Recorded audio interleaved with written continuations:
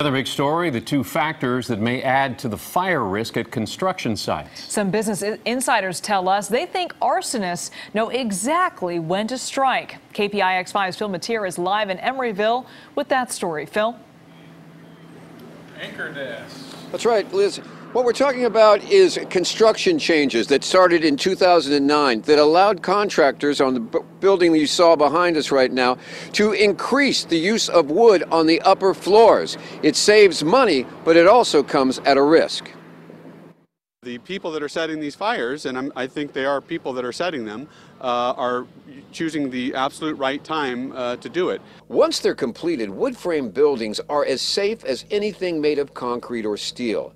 But as industry insiders told us today, using wood also carries a risk. A certain point in the development when a property is most vulnerable. It's almost like a chimney, so the fire goes up through it. A fire that can cause millions of dollars in damages.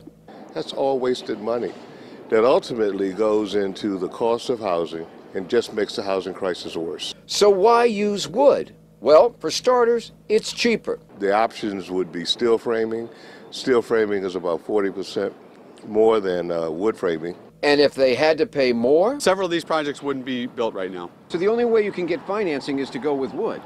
That's correct. Everything else is too expensive. The downside of using wood is that it comes with that window when an arsonist could send it all up in smoke. No, probably 3 to 6 months, depending on the That building. long? Yes. And that window of vulnerability, along with the ongoing fires, now has builders paying a new cost, this time for security. We've got motion detectors, dogs, barbed wires, 24/7 monitoring. Less housing is produced because these projects don't pencil. I mean, even the guy who makes the deli sandwiches, if he can't make money selling a turkey sandwich, he's not going to sell a turkey sandwich.